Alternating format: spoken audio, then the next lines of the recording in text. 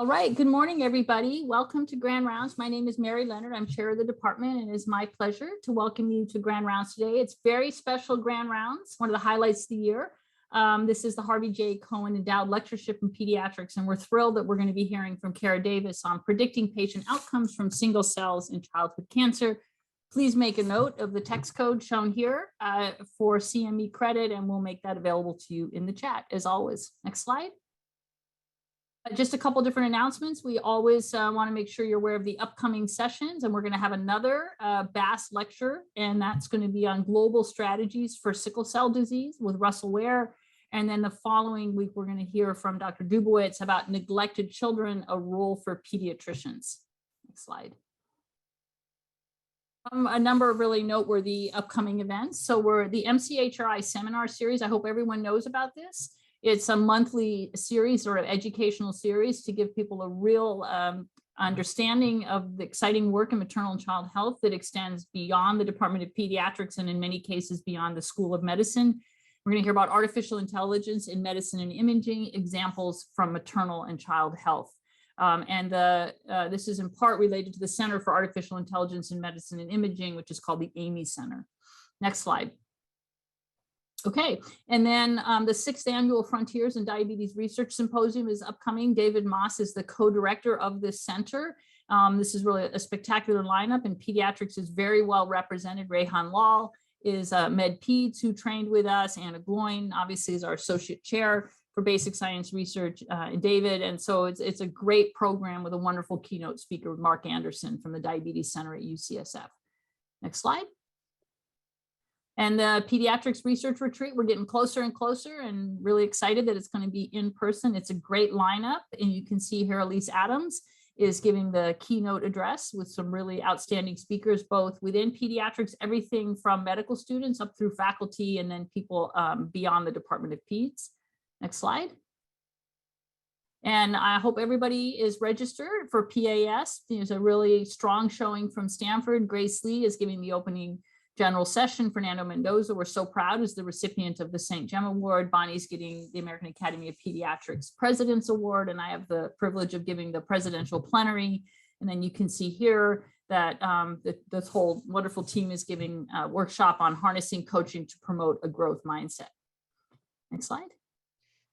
And just can't say it enough that Fernando is the recipient of the St. Jem Leadership Award. We will have the Department of Pediatrics reception. We do every year. It's a great opportunity to connect with our alumni, but also a special opportunity to celebrate Fernando.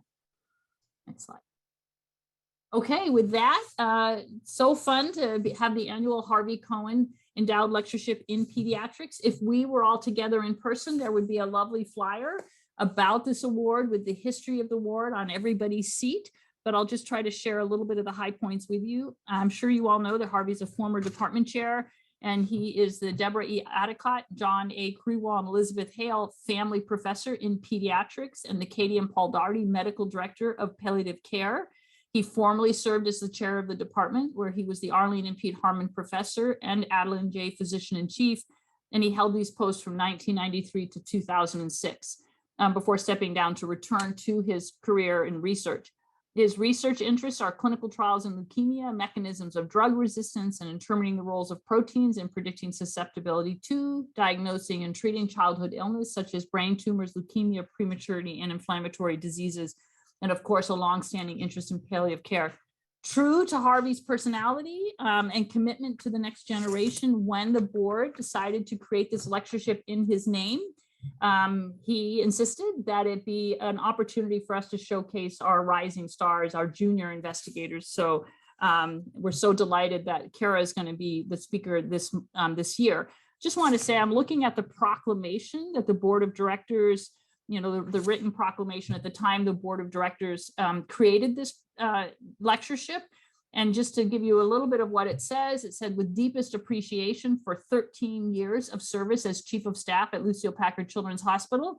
And then it goes through 8 different areas in which Harvey made his contributions, and just at a highlight, in celebration of his vision to offer the best of family-centered comprehensive care for children, pregnant women, and families of our community by building one of the country's premier children's hospital, to his dedication in developing centers of excellence, in recognition of unprecedented accomplishments in fundraising, including additions of over $200 million in philanthropy that really, in many ways, launched many of our programs, for the deepest loyalty to caring for children with cancer and other life-limiting diseases, for his generosity of his personal time, his home, and his heart to ensure that all friends of the hospital are well cared for, in celebration of his unmatched leadership, and I think that's true to this day, as a physician, scientist, mentor, and friend, and warmth and kindness. He has unfailingly touched everyone with whom he interacts. The board of directors of Lou Supak Children's Hospital of Stanford hereby extends its tremendous gratitude to Harvey J. Cohen and is pleased to endow in his honor the Harvey J. Cohen, MD, PhD, Endowed Lecture Series in Pediatrics. So here we are. So with that, I'm going to pass it on to Tanya Gruber, who's chief of the Division of Hematology, Oncology, Stem Cell Transplantation, Regenerative Medicine, director of the Bass Center, and associate director for childhood cancer in the Stanford Cancer Institute. Thank you, Tanya. Great, thanks, Mary. So I'm really excited to introduce Kara today. For those of you who don't know, she did her bachelor's at Penn State University and then went on to get a doctorate at the Philadelphia College of Osteopathic Medicine. She stayed in Philadelphia for her internship and residency at Thomas Jefferson University, which is affiliated with the DuPont Hospital for Children. She came to Stanford in 2007 for her fellowship in hematology oncology, and then entered the lab of Gary Nolan, who mentored her as she developed into a really outstanding physician scientist. So Kara's been an instructor, or was appointed as an instructor in 2011. And what's really notable is that at the time we didn't have the Bass Endowment, and she has sustained funding for herself and then grown that funding to establish a research program. So that's a lot of years of continuous funding, and it just demonstrates how hard work can really pay off. She is an outstanding scientist. We at the American Society of Hematology annual meeting this past December, which is probably the largest meeting for our field that occurs every year. I went to an ALL biology session, and it was dominated by oral presentations from Kara Davis's group. So it was really, I felt really proud to be in the audience knowing that she's one of the faculty within the Bass Center. What I love about Kara's research program is it really beautifully demonstrates how important it is to understand basic biology concepts in order to understand how cancer develops. And she is going to talk to us today about several exciting projects that are going on in her group. And I just want to add that, you know, when I came and I was looking at the faculty, it was very clear to me that this was someone who was an incredible physician scientist, a triple threat, an outstanding clinician, an outstanding scientist, an outstanding educator. And if she hadn't been here, I'd probably be trying to recruit her right now. So I'm really thrilled to introduce her. Thank you so much, Tanya. And thank you so much for the opportunity to be presenting today. So let me get my slides going. And as I do, I just want to also share my deep gratitude for being part of the Cohen lecture.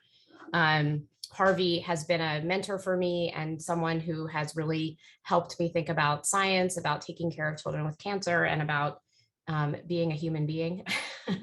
So thank you, Harvey, for all of those lessons. So today I'm going to talk to you about the research that we're doing in our lab using single cell approaches to help improve and predict patient outcomes in children with cancer. So I like to start by remembering that 100 years ago, childhood leukemia was universally fatal. And so this report from 1933 talks about the short course of disease for children that present with hepatosplenomegaly and high white blood cell counts, and the very few treatment options at that point that were available for them. But now, as we fast forward, Let me make sure I can get my slides to advance. There we go. Fast forward through to the present day, these Kaplan-Meier curves really demonstrate that the treatment of childhood ALL is really a poster child for success in cancer treatment, where we have gone from very poor outcomes for children in the 60s, both at, the studies on the left are from St. Jude Children's Research Hospital, and on the right, the Children's Cancer Group and Children's Oncology Cooperative Group trials up until close to the present day. And the outcomes now are quite good for the large proportion of children with ALL. However, in our patients, relapse remains a significant challenge. And this is a challenge that drives me and the work that we do in the lab, is that most children will respond to initial therapy, but relapse is the thing that will kill many patients. And so on the left-hand side, this is an old study from 2008 that was looking at whether or not there were improvements in outcomes for patients on clinical trials for relapse over the course of 15 years. And there really wasn't in these different categorizations of relapse type. And on the right here, this study from 2008 also shows that even if children achieve a second remission, meaning they're able to get back into remission after a relapse, they still overall have poor outcomes. And this even now, I was very fortunate to be part of the multi-center study of chimeric antigen receptor T cells, CAR T cells against CD19, which have been really an exciting development in immunotherapy for relapsed childhood cancer and B-cell malignancies in general. But this data also shows that about half of patients were still having events, and a lot of these are relapses. And this more recent updates of this data now with coming up to 5-year survivals look about the same, where about 50% of patients end up relapsing and not achieving a durable remission with these CAR therapies. So relapse is still a problem. And, we have developed and sort of established foundationally an approach to using single cell tools to uncover cell populations that are treatment resistant. So when a child is diagnosed or any patient is diagnosed with leukemia, they have billions of leukemia cells. We initiate treatment and can see how fast their leukemia goes back into remission, where we would not be able to detect those cells. And the majority of patients are cured, but some will go on to relapse. And so foundationally, we are very interested in using single cell tools to look at the leukemia, and in particular at diagnosis or before they actually receive their therapy, to see if we can find cell populations that are going to translate to some sort of a clinical outcome. And in particular, into cure versus not being cured. Our sort of mainstay workhorse is mass cytometry, which was just being sort of developed when I was in Gary Nolan's lab, and I was really fortunate to be there when this was happening. It's not so rare anymore, but at the time it was a very rare technique, and it brought about a lot of challenges in data analysis, which I think we can now see extend to many types of high throughput, high parameter single cell technologies.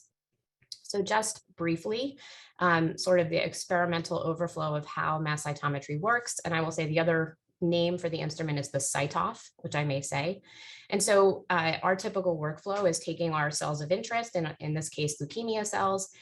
Sometimes we will stimulate them in vitro with cytokines or drugs. You can fix them and then stain them both intracellularly and on the surface of the cell with antibodies that are stained with mass tags or isotope tagged antibodies. These are injected through the instrument in a single cell spray, essentially, and then they are ionized as they go through the instrument and are measured by time of flight to the detector. The metal is measured in the time it takes to get to the detector. The data comes out looking very much like flow cytometry data. So you have, single cell events, but the benefit here is that the specific mass isotope tags of the antibodies don't have overlap in the way flow cytometry does. And so you can look at dozens of proteins on individual cells.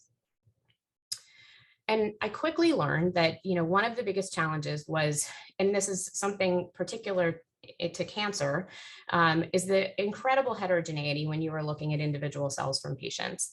And so the first thing we had to address was, how do you organize all of this data when you are analyzing hundreds of thousands of cells from, dozens to up to hundreds of patients. And I liken it to this analogy, which I used to see more frequently at my house when my kids were little, which is, you could say that this pile of Legos is heterogeneous. And the goal of that pile of Legos is to make it into a model, for instance, of a spaceship. Oftentimes, you could also say this is a hot mess. And how am I going to get from here to our model? And the way that you do it in Lego is you do it with prior knowledge or instructions. And so you can take this pile of blocks and use your instructions and prior knowledge to build your spaceship. So the question we had then was, how do we do this with cancer data? And way back when, this is some of the first patient samples I ever ran on the instrument, when we just did some clustering approaches to try to find, and really the goal being, what are shared cell populations across these leukemia samples, which are each one of these dots is colored by the patient. What we found was it was challenging because just with unsupervised clustering, the patients mostly separated into their own subpopulations, and they didn't have a lot of overlap of cell populations that were shared between them. So this way back when was a challenge and took us quite a long time to figure out how to approach the data. And now, we have a philosophy, I will say, that we're developing, and this is work led by Tim Keese in my lab, to approach single cell data, and not just CyTalk data, could go for any sort of single cell data, into the different levels at which you are interested in looking at that data. So either at the level of the single cells, at the level of the cluster or the subpopulation, which can be generated by many different tools. And then, of course, at the level of the sample or the patient sample or the mouse, whatever it is that you're looking at, or the condition. And that there are now a whole suite of tools in order to approach all these different levels of analysis and to move between them. But at the time, initially, when we started in ALL, we went back to the structure or our instructions were what normal B cell development looks like. And so this was not a new concept of using that structure to sort of organize heme malignancies. However, we had some instructions already made, because one of the side projects when I was in Gary's lab that actually turned into a main project was defining the developmental trajectory of normal B cell development in human bone marrow. And so through that project on the CyTalk, we were able to really align across developmental time, which is on the x-axis of this heat map, the expression of surface markers, intracellular markers, enzymes, and align them with sort of reported fractions, mostly that have been described in mouse, and align them with regulatory signaling and rearrangement of the immunoglobulin, which of course is the main job of a developing B cell, is to make a productive immunoglobulin rearrangement. And so we took that trajectory and developed a developmental classifier for ALL. And so the way that this works is on the bottom of this figure are our healthy developmental populations, which are gated by hand the same way we would do with typical flow cytometry data. And these were gated based on what we had known from that previous work. And then each one of those populations is given a developmental barcode based on the expression of 11 proteins. And these are shown here in this heat map on the top right. Then every leukemia cell, and we did this in a cohort of 60 samples that were all taken from diagnosis. Every cell was matched to its most similar healthy, population based on expression of those 11 proteins. This enabled us to further identify cells that were predictive of relapse from the diagnostic sample. We call those relapse predictive cells. And the model that we developed was by taking those developmentally classified populations, we put them into a machine learning model, actually an elastic net model, where we developed a set of features that was predictive of relapse. And the model ended up being called the developmentally dependent predictor of relapse, or DEEPR is how we say it. That model is really well separated, again, from diagnostic samples, patients who would go on to relapse versus patients who would not. And actually then even further identified predictive features and the cell type that they actually happen in that are implicated in that relapse. And in this case, they really implicated active signaling downstream of the pre-B cell receptor. I'm going to talk about that a lot in future slides. And what was even more exciting for us was that the model, deeper, when we used it in comparison with our current models that we use for predicting outcomes for kids with ALL, it actually improved the performance of those models. So that, you know, having this information from the diagnostic sample gave us more accurate prediction than our current gold standard prediction methods right now. So what's even more exciting about that is that, you know, having that knowledge, you could actually intervene potentially earlier in therapy if you had a better way to make these predictions. So I mentioned that the model implicated a signaling network, and this is a conditional, this is like a conditional dependency model of the signaling data, where we found essentially that these three proteins, SYK, phosphoriboprotein S6 and phospho-CREB were acting in a network, whereas one changed, the others changed. And the relationship between those three molecules actually strengthened between diagnosis and relapse. And if we show now back to the very, you know, single cell level of this in two different patients, we could see that both at diagnosis and in relapse, in this specific population of pre-B cells, that there was an enrichment of these cells that have activation of all of these molecules at diagnosis that either persists to relapse, or in the second patient here example, has even more cells in that population at the time of relapse. So this really then left us with a hypothesis that these pre-B cells with active pre-BCR signaling, they characterize relapse predictive cells. And so is that signaling part of what enables them to persist and to repopulate a relapse? So I want to take a moment and go back to immunology and review, you know, what happens across this developmental time in B cells. So B cells go from being early pro-B cells, pre-pro-B cells, and they go through these consecutive stages of differentiation where they are characterized either by cellular differentiation and they are not cycling, versus proliferative bursts where they are cycling as they are going through the different developmental steps. And there are checkpoints that dictate the progression through these stages, and one of them involves signaling through the pre-B cell receptor. The pre-B cell receptor itself is actually it's like a trying on of the immunoglobulin. So it happens after a cell rearranges its heavy chain, and it assembles with these surrogate light chain proteins where it tries on whether or not it signals properly. And if it does, you can go on and rearrange your light chain. And the marrow itself is sort of like a conveyor belt of development, so that these early cells are going from progenitor stages and they're moving through different niches in the marrow where they have access to growth factors like IL-7, where that helps them progress through this development. And the balance in these signaling networks is actually what helps to, you know, push this progression internally in the cells. And so downstream of the pre-B cell receptor, SYK is a very important mediator, and IL-7 signaling is mediated through PI3 kinase, also the STATs, and all of these things combine with other factors, of course, to enable opening and closing of chromatin, access to things like RAG, which is actually the enzyme that will cut your DNA as you're going through rearrangement and eventually help you progress through. So pre-BCR signaling has been implicated in leukemia and in treatment resistance. And so Marcus Mushin's group actually now about 7 years ago published work showing that you could take ALL cases as a case, like a bulk, all the cells, and you could categorize them into pre-BCR positive or pre-BCR negative, and that those were characterized by different signaling networks, and that in general, the pre-BCR positive cases are pretty rare compared to the rest of leukemia, and they are enriched in some genetic subtypes.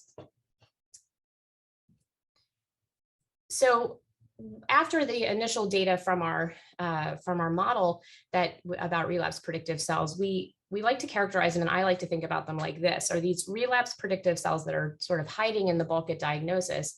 They have this active pre-BCR signaling, and it's always on, constitutive on, and so the lights are always on. Versus our remission predictive cells, like the gray cells, the signaling is not active, the lights are off, but they can be turned on. You can actually stimulate the cells, they will activate the proteins downstream of the pre-BCR, and so you could turn on the lights, but they're not on all the time. And so we went back to some samples from that cohort that was published, and we sorted out the pre-B cells from 3 patients who would go on to relapse and 3 patients who would not. And so the patients that had these relapse predictive cells versus they do not, we saw differential expression between those different cell groups. And when we looked at the pathway analysis, we were interested and excited to see, and I was a little scared that it really pointed out a lot about cellular metabolism. So oxidative phosphorylation, reactive oxygen species, glycolysis, and fatty acid metabolism all came up as enriched in our relapse predictive cells. And we also did see gene networks that were associated with the signaling networks that we had seen on the protein level. So PI3 kinase and mTOR signaling, mTORC signaling, all was also implicated in these cells that predict relapse. Dora Jadwi, who's an undergrad in the lab, went to the Broad DeepMap portal and looked at cell line data that was pre-BCR, positive or negative. The DeepMap portal uses CRISPR screens in order to characterize different cancer cell lines. And when we looked at the genes that were specific for the pre-BCR positive cell lines, again, we saw enrichment in pathways related to translation and energy generation, including OXPHOS, TCA, the TCH cycle, and a lot of mitochondrial genes. So in order to have a model to work with, Yuxuan Liu, who's a research scientist in the lab, went on to take some of our cell lines, so we had more cells to work with, and knocked down SYK using CRISPR so that we had a way to sort of cut the power to these pre-BCR always on cells. And so this is an example of what that looked like after her knockdown in some pre-BCR positive lines. She also did it in some negative lines. And so we could start to look at metabolism in these cells. And so when she did RNA sequencing on the different cell lines, comparing the knockdown and the wild type, we saw that that when the wild type cells, so the cells that had the activation of the pre-BCR, they had gene expression that was similar to what we saw in our patient samples. So again, an enrichment in OXPHOS, mTOR signaling, and fatty acid metabolism. And whereas the wild type cells, the knockdown cells were more similar to the gene expression we saw in the remission predictive cells. So this has taken us into a new direction for me, which is learning all about cellular metabolism. So going back to biochemistry, on the left, and I forgot to acknowledge, but this beautiful figure is from Lucille Stuani, who's a postdoc in the lab, who is a metabolism expert, to remind us that there are many ways and many types of substrates that you can put into your mitochondria to generate energy, as well as generate via glycolysis. And we have seen through some seahorse assays, and I'm not showing all of them here, but there are differences in the pre-BCR positive cell lines versus the pre-BCR negative cell lines based on how they use energy. And in particular, the pre-BCR positive cells are much more flexible in order to flip between glucose or fatty acids, which are their preferred substrates, to glutamine, compared to the pre-BCR negative lines. And in general, they seem to they are more energetic in their phenotype compared to the pre-BCR negative lines. So this seems to make a link between this activated signaling and the energy that the cells need to maintain it. So in collaboration with Sean Bendel's lab, we've been working on developing a CyTOF panel where we can look at metabolism and signaling and development in these different cells, in single cells.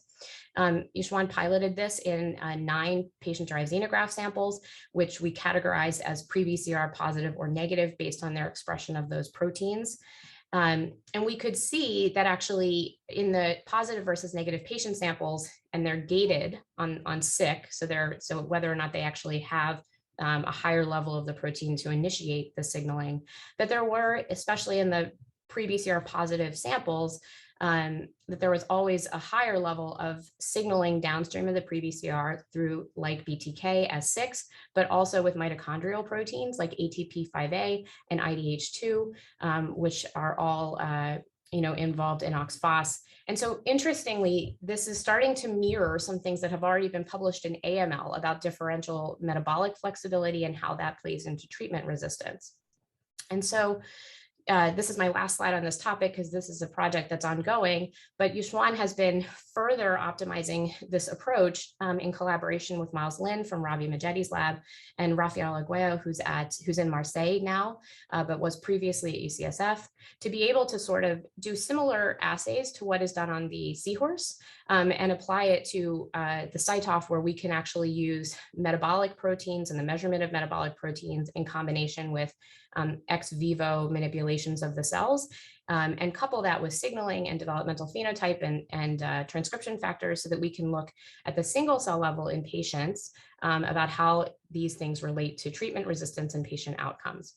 And we have a cohort of about 130 clinically annotated ALL samples that we hope to have this panel ready to use. So I'm going to transition and talk a little bit about a second project in the lab that is, again, about treatment resistance in ALL, and in particular, resistance to glucocorticoids.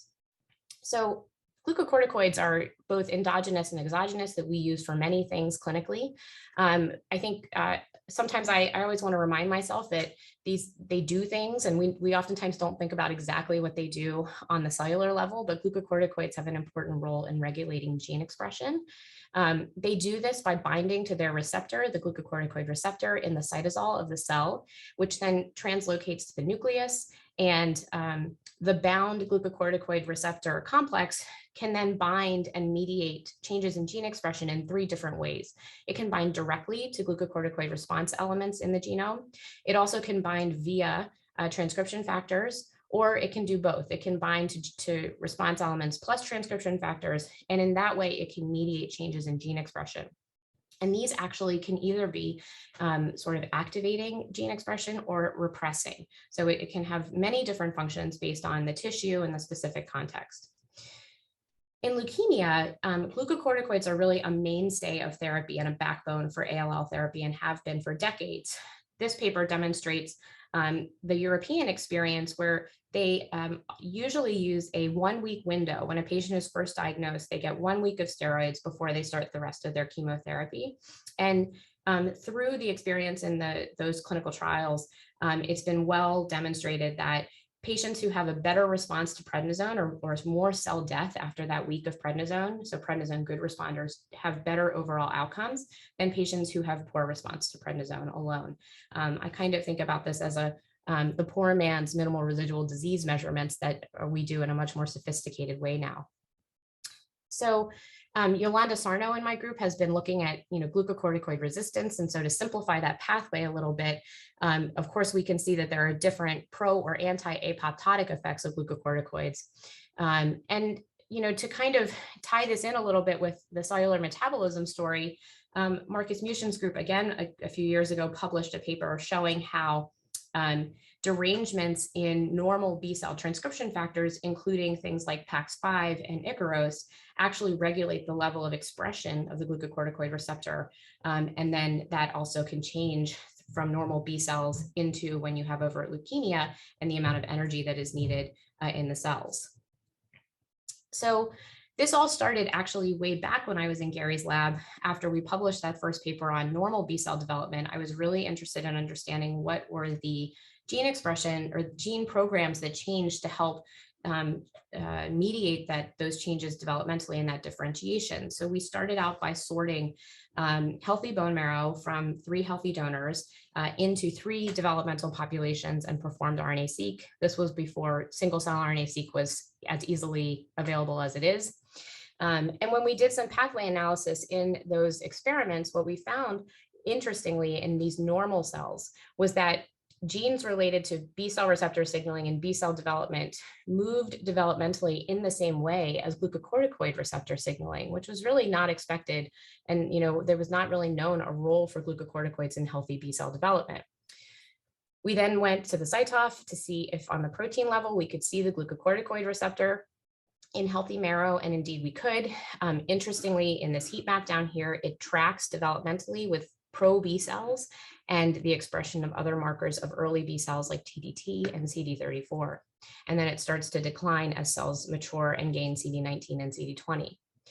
we found that it was cycling cells in S phase and G2 that expressed the highest levels of the receptor across these early B populations.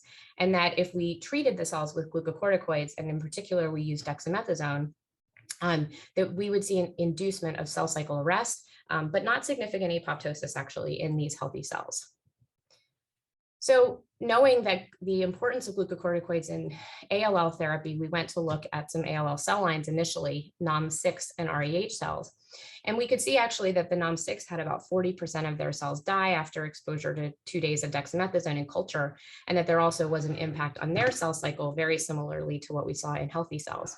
But the REH were pretty impervious. And when we went and looked at the level of expression of the GCR, it actually turns out that REH don't express a GCR very highly, and they have a mutation that, limits the expression of the protein.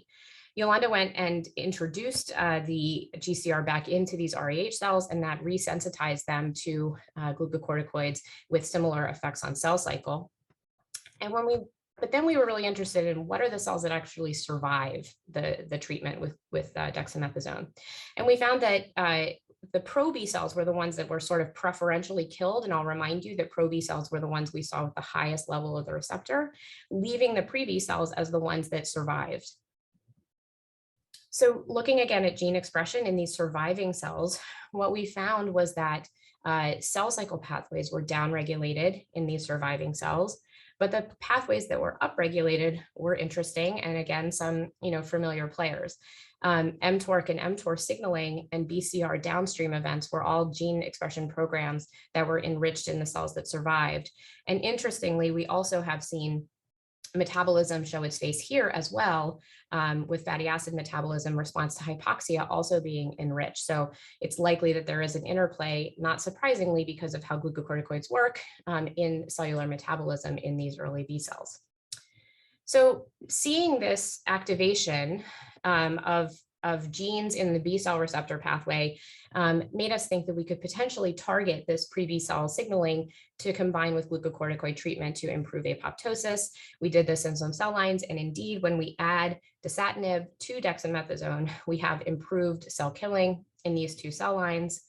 And so we went on to look at patient samples, about 14 patient samples who also had 48 hours of ex vivo treatment with these for 3 drugs and the combination. And again, in the patient samples, similar to the healthy cells, we see highest expression of the GCR in the pro-B cells, and it tracks again developmentally, but it was really heterogeneous. So if we look across the population of patients, again, it's highest in the pro-B cells, but there's quite a bit of spread. And interestingly, what we saw was that the patients who have clinical, we knew they were either clinical poor responders or relapse samples, had the highest level of expression of the GCR in this cell population. Looking at now how the patients responded to dexamethasone or dasatinib or the combination, we again saw overall that there was cell death with dexamethasone. It was not as much with dasatinib alone, and it was similar with the addition of dasatinib at 48 hours. If we specifically then, what we did was we looked at dexamethasone response, and we divided the patients into responders and non-responders based on having more or less than 10% cell death after the treatment. And as we had suspected, the non-responders expressed higher levels of the GCR, which is not necessarily what is known in the literature. But again, when we're focusing in on a particular cell population, in this case, these pro-B cells, they have this very high, much higher level. And when we looked at how the patients started as far as their developmental phenotype, the non-responders had more pro-B cells, excuse me, to begin with. But both the responders and non-responders after dexamethasone enriched in this more mature pre-B cell population. We saw that more formally when we used our developmental classifier. Then in both cases, we saw enrichment in the later pre-B population after treatment with dexamethasone. And when we looked at what was happening inside the cells, we saw that the surviving late pre-B cells upregulated CREB and S6 after dexamethasone treatment, and that the combined response when we added dasatinib, and I'm not showing the data here, but that actually will inhibit the pre-BCR signaling. But at least at 48 hours, we didn't see that had an impact on apoptosis. we had access to some patient samples that were paired from diagnosis and day 8 from patients who actually had received the window of dexamethasone treatment, actually prednisone treatment on clinical trial. And indeed, when we did the developmental classification, the day 8 sample again shows this enrichment of pre-B2 cells. And if we look at differentially expressed proteins versus diagnosis, we see activation of some of our downstream markers of the pre-BCR, including S6 and ERK and CREB, as well as a decline in sort of immature looking cell proteins like CD10 and TDT, and a rise in things like CD19 and CD24 as these cells appear to be maturing. Yolanda then did an in vivo experiment using the combination of dasatinib to target this pre-BCR signaling with steroids, because this is not something that's used clinically widely in patients. And what we saw was that the combination could reduce engraftment, and this is showing the bioluminescence data, as well as marrow and spleen engraftment. And in the purple here is the decreased engraftment with the combination in both the spleen and the marrow. And even more, we could see the blunting of the S6 and CREB activation when we added the combination that was most efficiently addressed when we had the combination. Developmental classification again recapitulated the change in phenotype in the cells that survive the treatment. And then also that combination did result in a survival advantage for these mice. This was in a cell line PDX model, which is very aggressive. So we actually have ongoing experiments with some of our primary samples to see if we can see this with these primary cells as well. So this left us, for this part, with a model in which we found in healthy cells that the glucocorticoid pathway coordinates with pre-B cell developmental pathways at the pre-B checkpoint, that the leukemic cells that are expanded at this pro to pre-B stage also, maintain some of the developmental expression of the glucocorticoid receptor, and that the cells that survive glucocorticoids seem to be pushed toward a more mature stage in which they may be more reliant on pre-BCR signaling. And if we target that signaling, we can actually improve cell death, both in vitro and in vivo.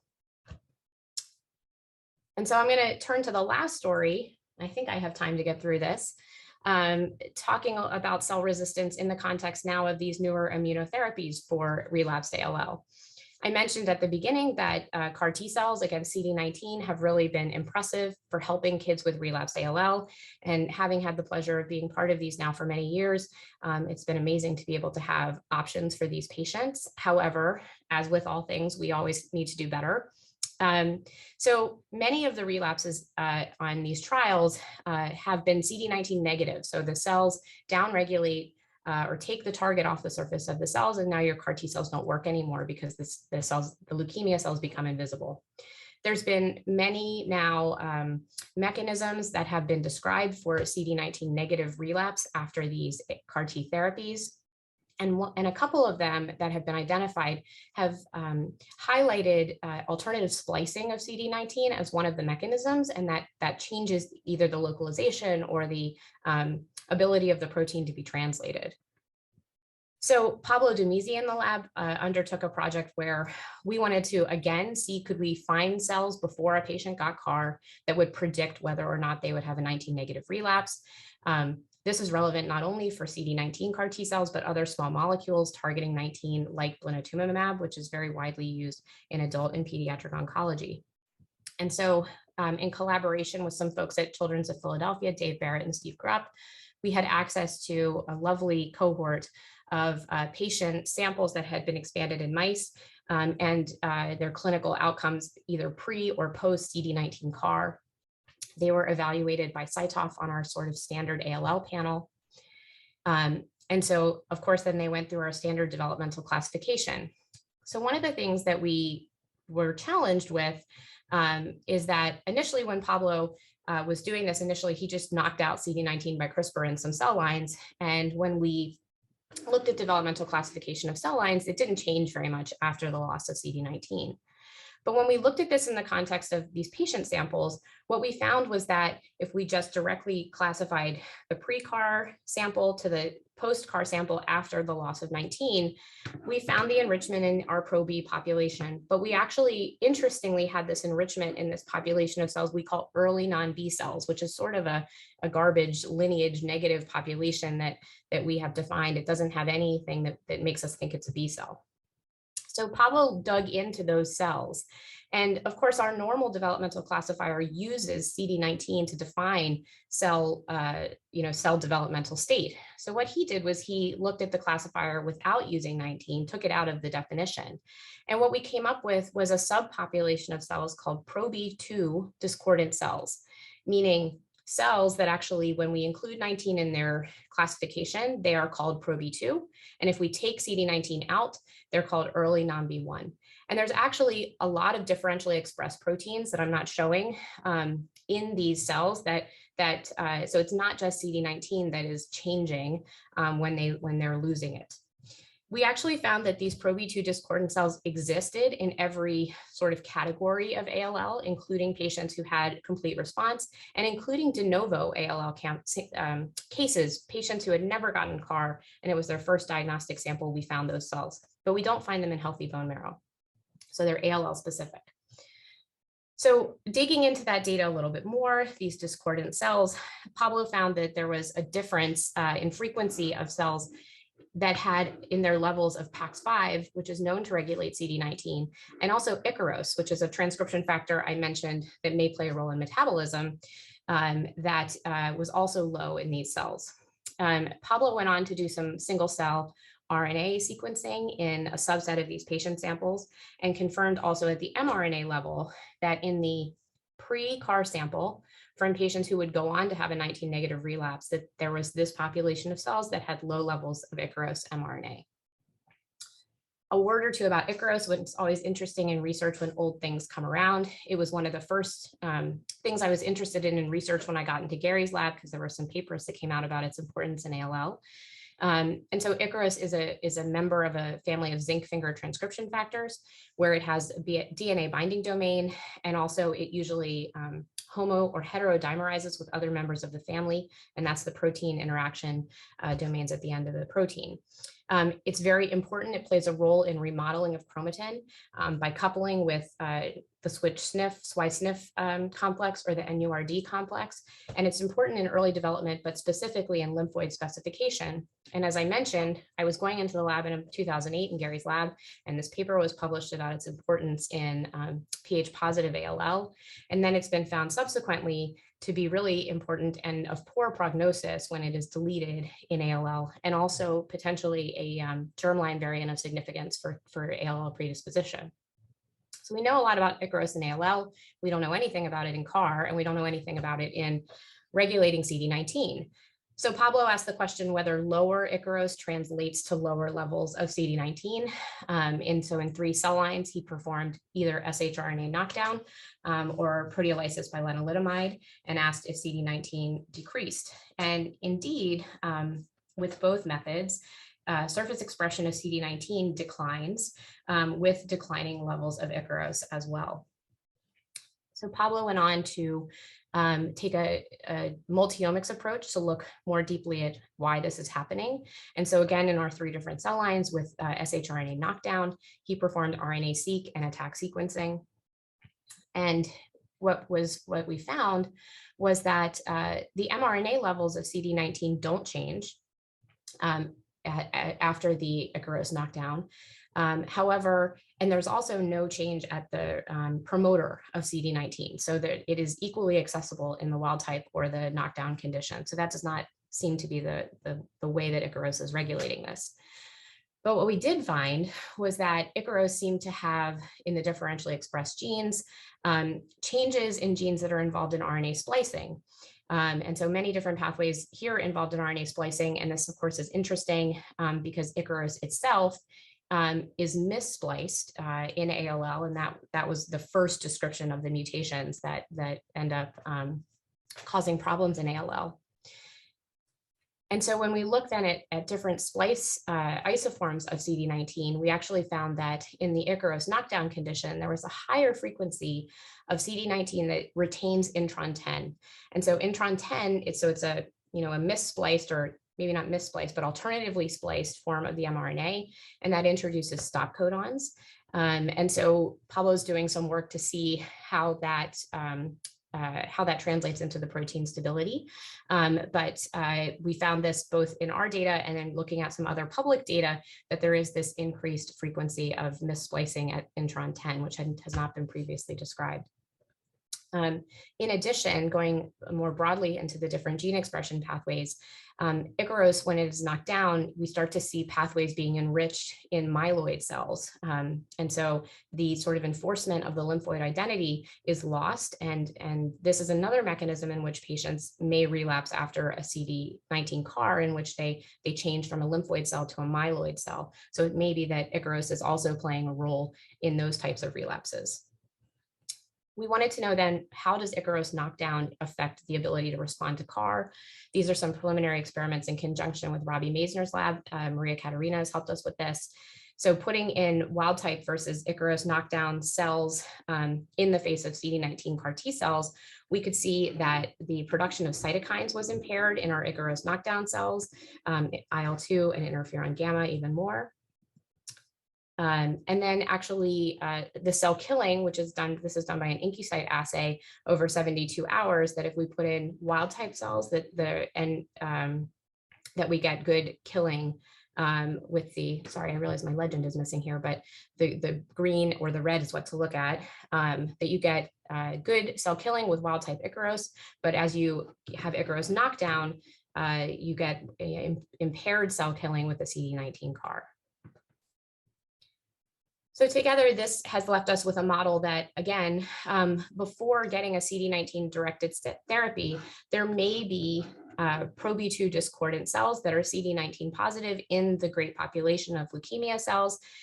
Hidden within those cells, if there are some that have lower levels of the transcription factor Ikaros, that these are patients that may be higher risk of loss of CD19 and a 19 negative relapse through intron 10 retention and potentially loss of B cell identity. And Pablo's finishing up some experiments to get this ready to go in for submission.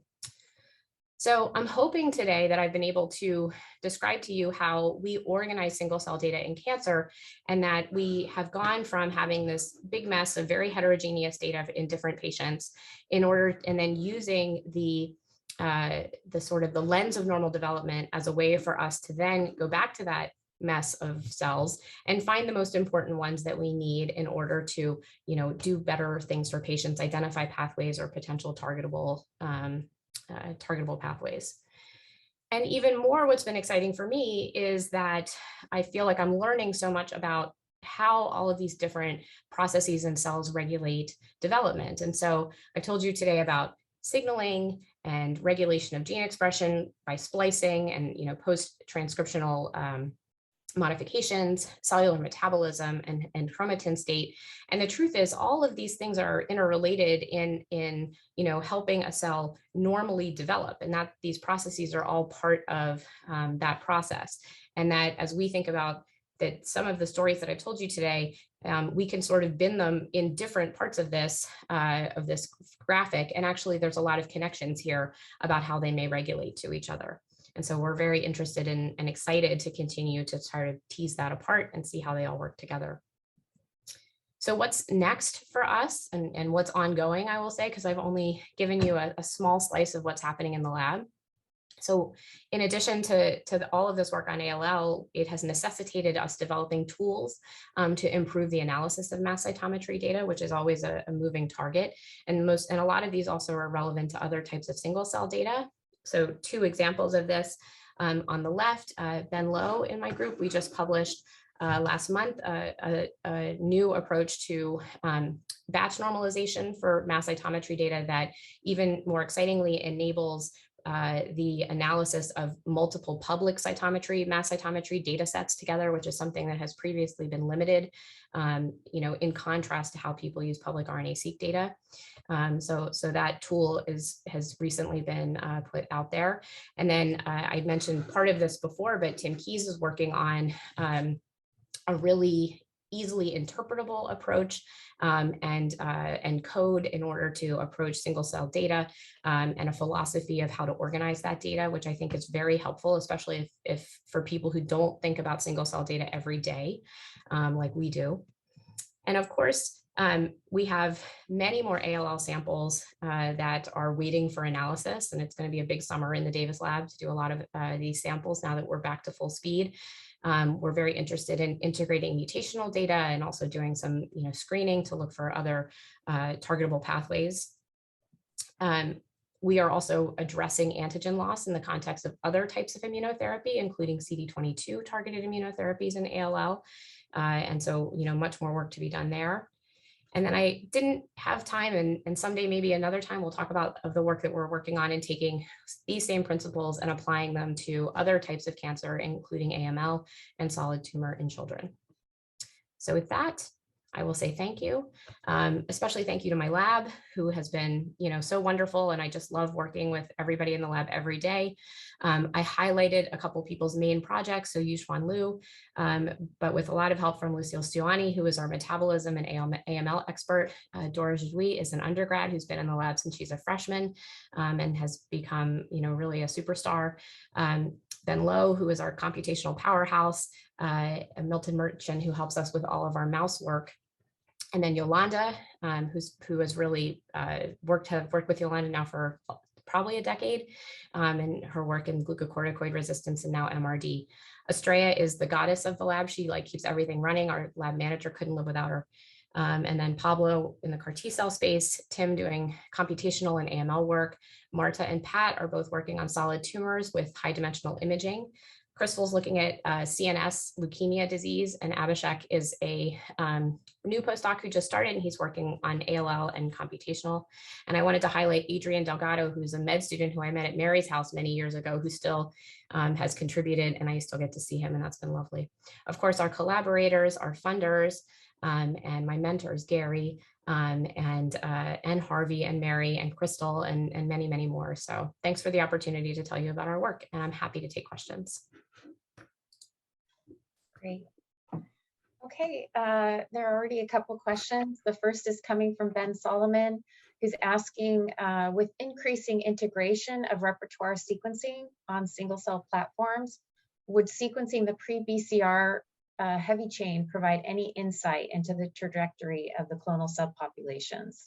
Yeah, Yeah. Great question. Great question. Definitely something that we are starting to get excited about integrating. So Yolanda did a little bit of this analysis in her bulk data, so not at the single cell level in the glucocorticoid story. And we actually do see that there are some preferential loci within the immunoglobulin that seem to be differentially expressed sort of in our responding versus non-responding cells. And there has been previous work trying to understand productive versus non-productive rearrangements. I'll say our very preliminary look doesn't seem to make a difference, but we are very interested now that those approaches are available in the single cell RNA space to be able to look at those rearrangements. Great. And the second question is from Sushma Reddy. Beautiful work, Kara. Could you speculate on whether your computational tools to predict relapse could be used in other organ systems to predict disease progression? Yeah, thanks, Sushma. That's a great question. I think so. I mean, I think that's one of the things that we are learning the best ways to go about this, and there are a lot of statistical complexities to be navigated. And so one thing I have learned, because I'm not a statistician and I'm not a bioinformaticist, is to make good friends with people who are, and work together hand in hand, really to try to, get at the question that you're asking, and then, designing the experiments in the right way. And I'll tell you, that's been a a little bit of a learning as we go process. But certainly, it's great to have those folks working together with you. And it's challenging because, as you can imagine, you have this always like the multiple hypothesis testing problem, where you have so much data and it's likely you will find something.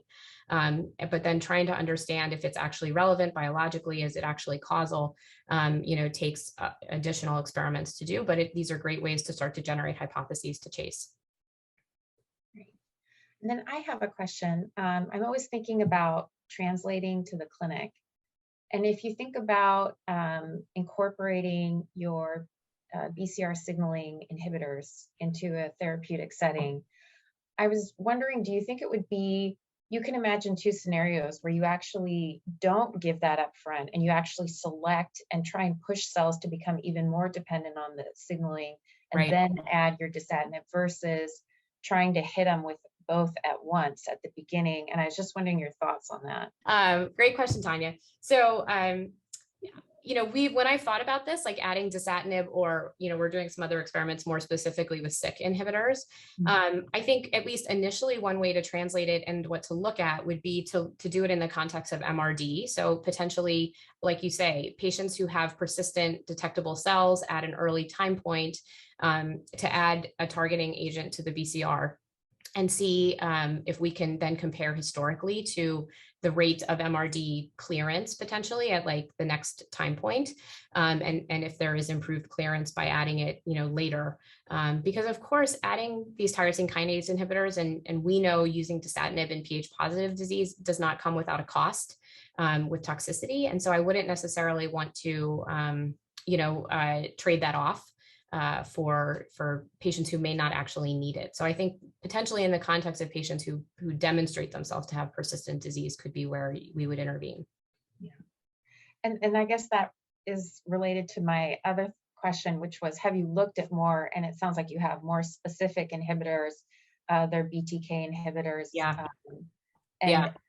Do they also work, although I would imagine not as well as dasatinib, which hits multiple signaling targets? So we haven't looked at it like as extensively in the context of glucocorticoid resistance, mostly historically, because kind of when we started the project, we weren't using all those inhibitors, but actually Yuxuan's using a lot of them in the context of the metabolism story. And we are seeing that actually a particular SYK inhibitor seems to be the best at reversing the signaling as opposed to BTK, which is consistent with some older data we have where the like ibrutinib does not work as efficiently in these cells as we may expect it to, and also some other SYK inhibitors. But certainly that's part of it, is thinking about, dasatinib is a little bit like a sledgehammer in the kinase world compared to others. Thanks, Kara. That was beautiful, beautiful talk.